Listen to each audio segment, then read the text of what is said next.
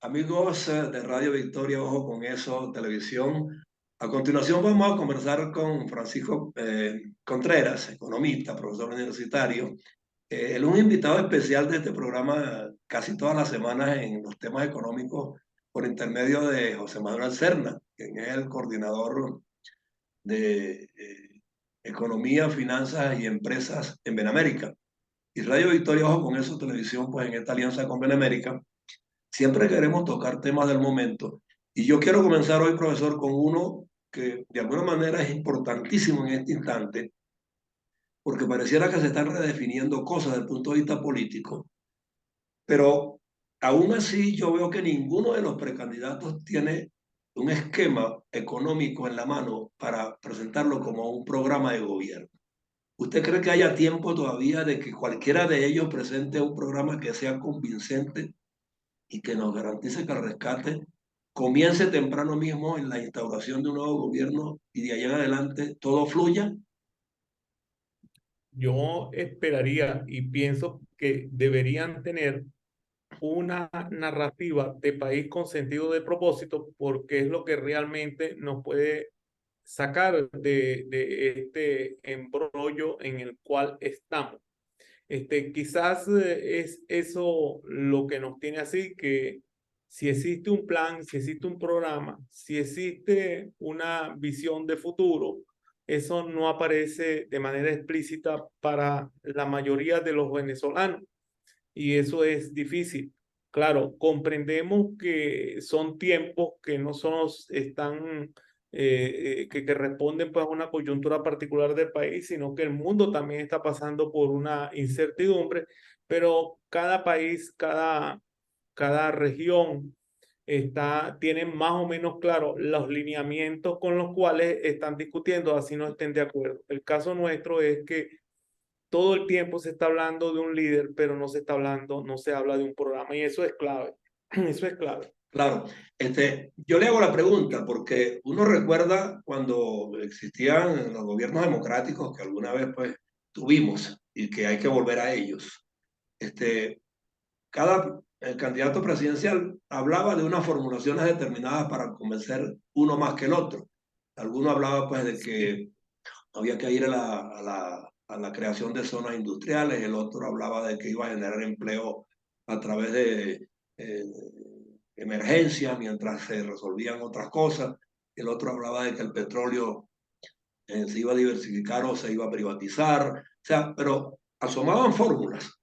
Y yo no sé si Eh, en el ámbito económico que es el que usted está y que se requiere que esos partidos se vinculen a la academia donde se forman los profesionales de esa área. O sea, no existe, no ha llegado a sus oídos que alguno de ellos esté con un equipo económico fortalecido diseñando cosas, porque yo le oí decir al buen amigo Toro Hardy que él ha participado en algunas iniciativas de ciertos líderes pues, que quieren presentar algo concreto.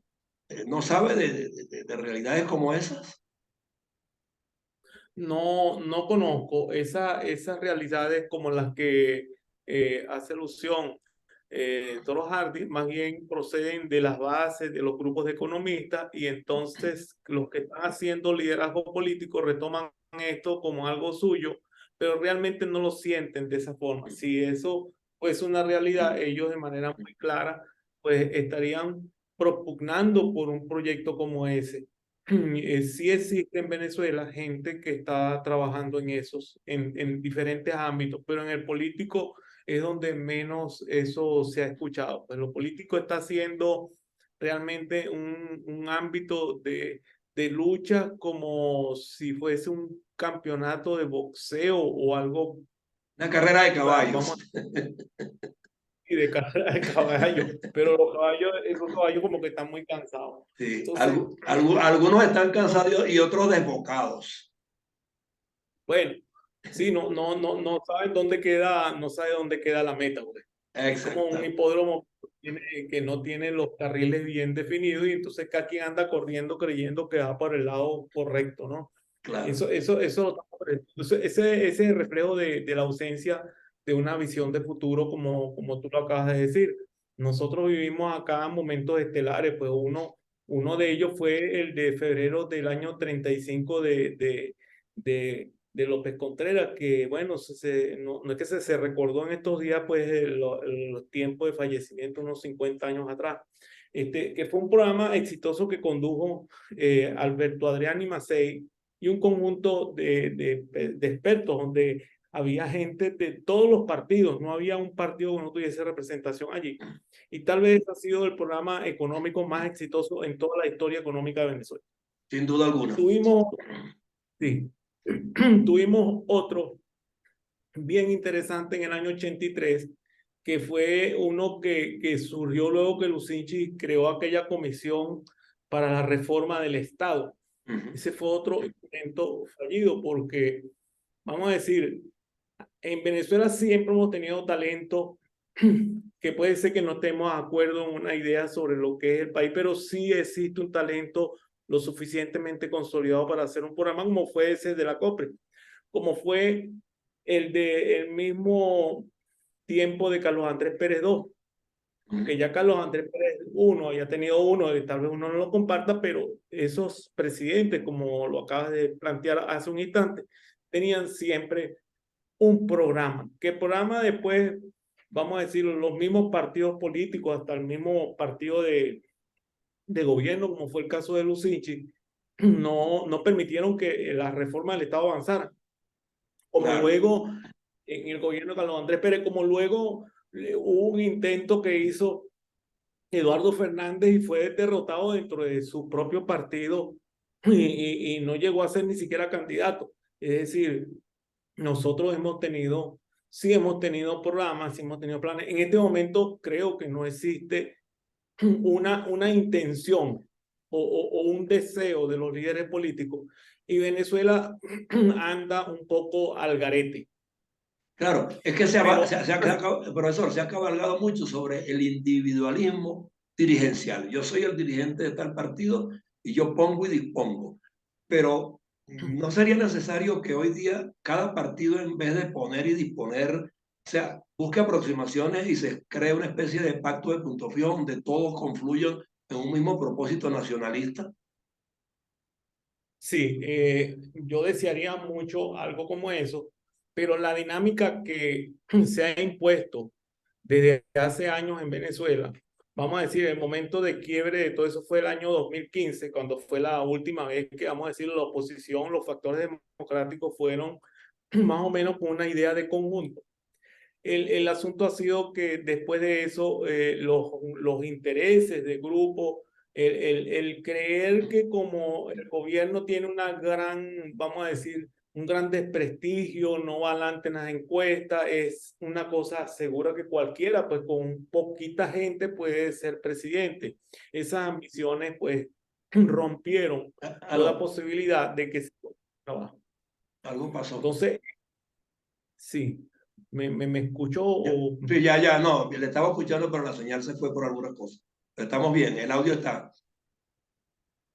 Bueno, Adelante. entonces, desde ese momento, pues hubo un total divorcio, y no solo eso, sino que por la vía de las redes sociales se fue imponiendo una cultura un tanto autoritaria desde el propio venezolano, que Claro, no admite otra cosa, que no admite otra cosa que un radicalismo sea de extrema derecha o de extrema izquierda sin darse cuenta, porque cada quien dice yo soy demócrata, pero quiere imponerle a otro unas reglas de juego que son precisamente las que uno está repudiando o las que uno desearía que fueran otras.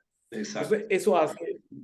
eso hace difícil porque en la medida que cada quien se cree un dueño de una verdad y cree que su programa es el único, pues difícilmente podemos avanzar. Los avances se dan por consenso, por acuerdo, por hacer unas cosas, otras no. Uno no puede vivir solo, no, es la convivialidad lo que hace un país. Claro. No, Este, y hoy, últimamente, en estos años, se ha puesto de manifiesto esa manera de concebir la política. Tienes a un señor que no es ni economista, que no es profesional de nada, pero dice, yo tengo un plan económico y voy a diseñar tal cosa, que de paso no tiene quienes lo acompañen en esa iniciativa profesional. Y entonces, pues, sí. vende verdades y a ilusiones que son irrealizables, pues, porque definitivamente no están diseñadas no están técnicamente evaluadas y eso es lo que ha descompuesto pues la apreciación de la política por parte del ciudadano, porque cree cuentos, porque no le presentan un programa concreto sostenido, ¿no? Y diseñado pues por profesionales del área, ¿no? Entonces, en esos antagonismos, ese estado de conflictividad, en medio de todo eso, a pesar de todas las cosas, en Venezuela desde hace 3 años, por ejemplo, el sector agrícola ha venido creciendo a un ritmo de 3%. Este año se perdió 20% de la cosecha de maíz por razones climáticas y sin embargo la producción aumentó en 80%. Y la agricultura venezolana no tiene auxilio de nadie, ni del Estado, ni de nadie. Quienes aquí trabajan en el campo lo han hecho a pulmón propio. Muchas pequeñas y medianas empresas también han hecho lo mismo. Entonces, no es tan cierto que Venezuela sea un país de bodegones. Hay emprendedores bastante y de importancia al punto que Venezuela hace 3 años pues viene mostrando un crecimiento que el mismo gobierno se ha encargado pues de sabotear un poco. Claro, qué bueno que usted toca el tema de los emprendedores, porque casualmente pues José Manuel no ha querido estar ausente del programa y me mandó por aquí una pregunta para que se la haga, ¿no? Sí. ¿Cómo puede fortalecerse la vinculación económica y financiera de la diáspora con los emprendedores? A propósito de esos emprendedores que usted está mencionando, que están haciendo esfuerzos sobrehumanos para subsistir, para mantener sus pequeños negocios. O sea, ¿cómo engranar el empresariado y los trabajadores venezolanos en el país con los emprendedores que pudieran estar afuera? O sea, ¿cómo lograr que regrese o cómo lograr a distancia que confluyan en una misma intención por el país? Bueno, no tengo una visión consolidada y firme, pero yo le puedo decir de la gente que conozco, sobre todo quienes trabajan en el campo, que muchos venezolanos han regresado a sitios donde esencialmente es la agricultura la que funciona, Ujú. en la zona de Yaracuy, en el área donde está Guama, en la misma colonia Tovar, en en el Valle del Chama, en la parte que va desde Apartadero, Mucuchí, el Mucupate, Gavidia. En esos sitios, pues, los jóvenes se habían ido y habían quedado allí al frente los papás, los abuelos. Ujú. Desde hace año y medio regresaron los jóvenes, pero fíjese una cosa, regresaron con una experiencia que habían adquirido de los mismos países donde fueron.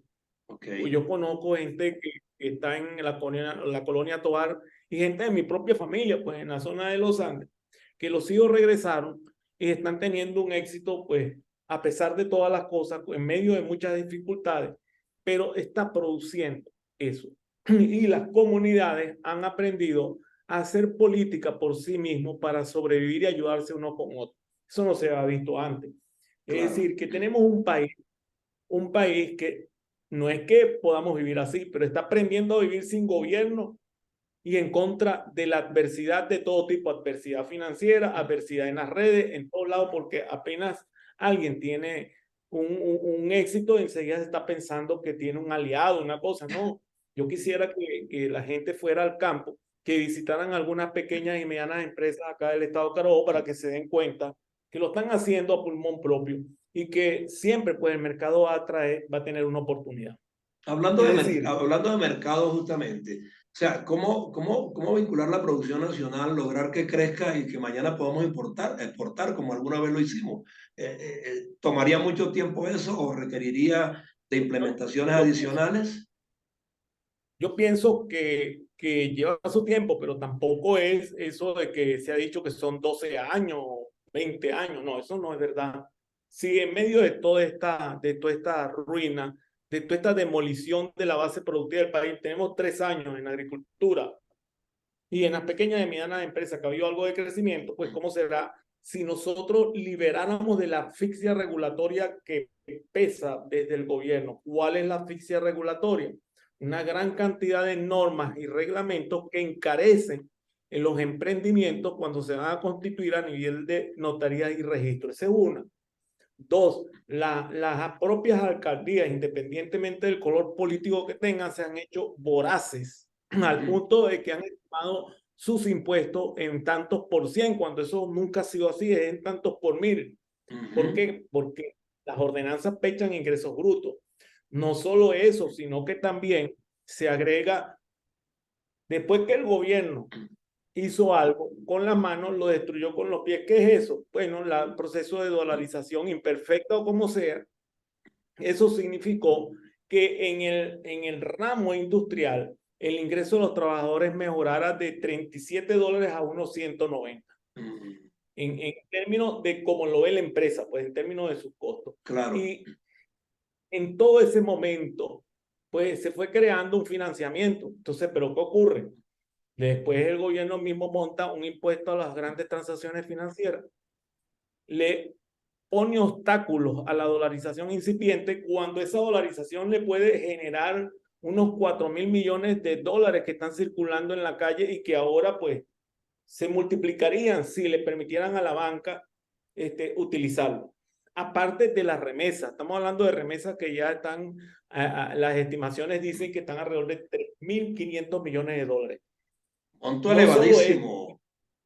sí, sí, nosotros tenemos, miren, y no es solo eso, sino que el Fondo Monetario Internacional el año pasado, al mes de agosto, no hizo una asignación de derechos especiales de giro equivalente a 5.000 millones de dólares, los cuales no hemos podido utilizar porque el gobierno no cumple con los organismos internacionales en las cosas que hay que hacer para que eso fluya.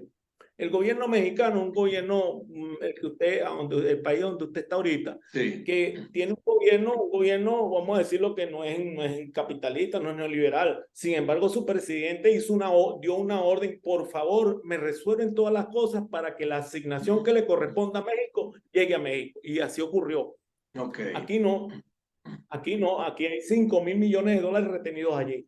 Súmele 5.000 millones, 4.000 millones que están circulando, son 9.000. Súmele además de eso unos 1.000 millones que hay en oro fuera del país. Entonces,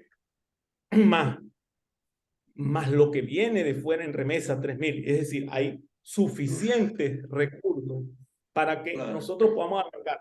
¿Qué es lo que falta? Bueno, una institucionalidad diferente, ejercer presión desde los mismos factores democráticos para que el gobierno haga algo contrario a la asfixia regulatoria, a la emisión irresponsable de dinero. En este mes que pasó, el gobierno emitió alrededor de 28% de dinero durante todo el mes, lo que quiere decir que si no tenemos una producción equivalente o la cantidad de bienes equivalentes en el orden del 29% de lo que creció, pues eso ¿hacia dónde se va? Exacto. Se va a la compra de dólares, se va al mercado y genera más inflación. Sin duda alguna. Es decir, tenemos una condición donde con algunos pocos cambios el país puede mejorar. Y por eso en algunas oportunidades yo escribí, es una elección moral, no política. Bueno, esos cambios los vamos a ir conversando porque justamente nosotros a partir del 2023 nos propusimos con la Escuela de Gobernanza Benjamin Franklin y con Benamérica, o sea, formular aquí una cantidad de propuestas, indicaciones, orientaciones para que de alguna manera la gente reaccione y también comience a exigir lo que son verdaderas normativas que no los asfixien, porque por ejemplo cuando hablamos del sector agrícola y los peajes impositivos, resulta que no se toma en cuenta que ese sector siempre tiene factores contingenciales que afectan la cosecha, Sí. que afectan la producción y hay unos picos allí que nunca se toman en cuenta, ¿no? Y entonces esas políticas regulatorias, o sea, en la forma en que las hacen, definitivamente lo que hace es que los termina de ahogar, ¿no? Es algo impresionante. La gente no lo sabe porque mucha gente o no conocen el campo o no trabajan con faenas agrícolas o con la agroindustria. Pero de una semana a otra, cada vez que se modifica el tipo de cambio, se modifica toda la estructura de costo, por ejemplo, del sector de postura, de huevos. De huevos. ¿Por qué? Porque componentes en bolívares, componentes en dólares, y de paso No, usted no le puede decir a la gallina, es un poquito allí mientras las cosas se arreglan, ¿no? Tienes que alimentarla. así es, así es. Sí, no es fácil. Entonces, eso no lo entiende ni la gente, ni el No, gobierno, ni los políticos. pero hay que graficarlo así en la forma que lo estamos haciendo nosotros, bien sencilla, que la gente lo entienda para que pues pueda tomar la actitud Sí, que puede corresponde. decirle a la gallina, mire, y tampoco puede decir, mira, la cosa es cara y no te voy a alimentar. No. Bueno, profesor Sí. Francisco Contreras, de verdad me complació mucho conversar y comenzar este año con usted con temas como estos que acabamos de tocar, porque van a ser los temas del futuro también, del futuro inmediato y el diseño de las nuevas políticas públicas se tienen que empezar a tomar en cuenta esas consideraciones, ¿no? Así que yo le Y espero muy pronto por aquí como invitado una vez más y cuidado que regularmente, una vez a la no, semana, gracias.